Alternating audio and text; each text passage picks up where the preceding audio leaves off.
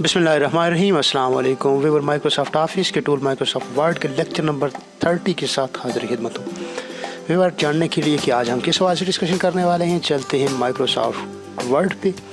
फिर अगर मैं बता सकूँ तो गुज़श्ता लेसन में हमने बात की थी पेज लेआउट के हवाले से, मार्जिन, ओरिएंटेशन, साइज़ और कॉलम के हवाले से, और आज पेज ब्रेक्स और लाइन नंबर के हवाले से। इसी तरह आज हम डिस्कस करने वाले हैं पैराग्राफ में इंडेंट और स्पेसिंग के हवाले से।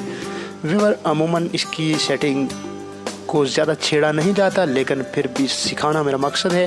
वीवर सबसे पहले मैं अगर बता सकूं इंडेंट क्या है। इंडेंट का मतलब आपके पैराग्राफ इंडेंट, इसको पैराग्राफ इंडेंट कंसीडर करेंगे क्योंकि आपको लिखा हुआ नज़र भी आ रहा होगा पैराग्राफ और उसके साथ इंडेंट। वो डिस्टेंस जो आपके पैराग्राफ में आप अपनी मर्ज़ी से चाहते हैं उसको पैराग्राफ इंडेंट बोलते हैं।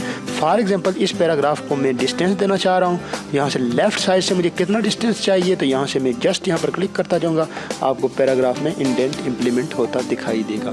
वीवर इसी तरह बिल्कुल अगर मैं राइट साइड से चाहूँ तो जस्ट मैं यहाँ से क्लिक करता रहूँगा, आपको राइट साइड से ये इंडेंट माइनस में जाता हुआ दिखाई दे रहा है। यहाँ पर अगर मैं क्लिक करूँ तो आपको राइट साइड से ये इंडेंट लगता हुआ नज़र आ रहा है। वीवर इसी तरह लेफ़्ट और राइट साइड से आप इंडेंट को इस्तेमाल कर सकते हैं, जिस तरह आप देख रहे हैं इस तरह हम पैराग्राफ में इंडेंट यूज़ कर सकते हैं। इसके बाद अगर हम देख सकें स्पेसिंग के बारे से, स्पेसिंग से मुराद ये है, इससे पहले भी शायद हम लाइन स्पेसिंग या पैराग्राफ स्पेसिंग के हवाले से डिज़ाइन टूल में भी डिस्कस कर चुके हैं। बिल्कुल एज इट इज़ इसका फीचर भी है। ये स्पेसिंग आपके पैराग्राफ में आप अगर स्पेस देना चाह रहे हैं तो स्पेसिंग को इस्तेमाल करेंगे, पैराग्राफ स्पेसिंग को इस्तेमाल करेंगे। बिफोर अगर आप कितनी बिफोर इस्तेमाल करेंगे तो आप देखिएगा जो ही बिफोर पर मैं क्लिक करता हूँ तो इससे पैराग्राफ से पहले स्पेस क्रिएट हो रही है। जब मैं आफ्टर पर क्लिक करूंगा तो पैराग्राफ के बाद स्पेस क्रिएट होगी। वीवर इस तरह आप पैराग्राफ इंडेंट और पैराग्राफ स्पेसिंग को इस्तेमाल कर सकते हैं।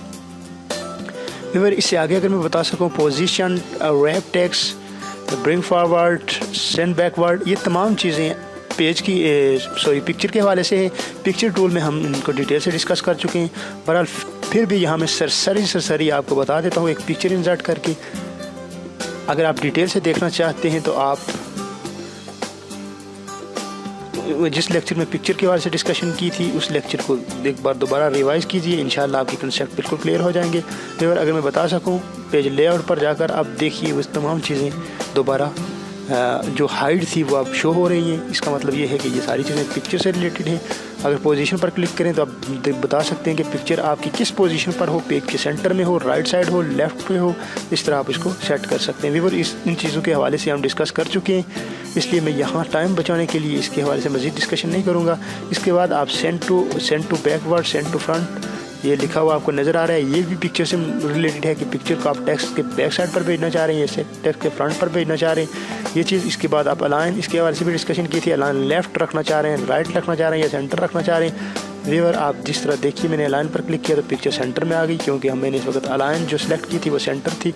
और अलाइन इसी तरह अगर मैं राइट करूँगा तो पिक्चर राइट साइड पे आ जाएगी। इसके बाद ग्रुप से मुराद ये है कि अगर आपके पास दो पिक्चर हैं तो आप उन दोनों को ग्रुप कर सकते हैं। तो जब दोनों पिक्चर ग्रुप होंगी तो जब उन्हें आप मूव करने की कोशिश करेंगे तो वो दोनों पिक्चर एक साथ मूव होंगी। वीवर उसके बाद रोटेट से मुराद आप पिक्चर को किस एंगल में रोटेट करना चाह रहे हैं, यहाँ से आप पिक्चर को रोटेट कर सकते हैं। वीवर इस तरह हमने देखा इस लेसन में। पिछले लेसन में हमने बात की थी पेज लेआउट के हवाले से, कुछ टूल के हवाले से पिछले लेसन में बात की थी और कुछ टूल के हवाले से आज डिस्कशन करके हमने इसको कंप्लीट किया है। वीवर मैं तवक्को करूँगा कि आपको मेन्यू बार के अंदर से इस मेन्यू की समझ आई होगी, पेज लेआउट के हवाले से आपको समझ आई होगी। अगर किसी तरह का कोई क्वेश्चन है या समझ नहीं आई है तो आप अपना क्वेश्चन पूछ सकते हैं। इंशाल्लाह मैं कोशिश करूँगा कि आपके कंसेप्ट को क्लियर कर सकूं और आपकी जो भी कन्फ्यूजन है उसको दूर कर सकूं। वीवर आपके सामने एड्रेस मौजूद है हमारे फेसबुक पेज का www.facebook.com/jkacademy.net और इसके साथ हमारी वेबसाइट www.jkacademy.net।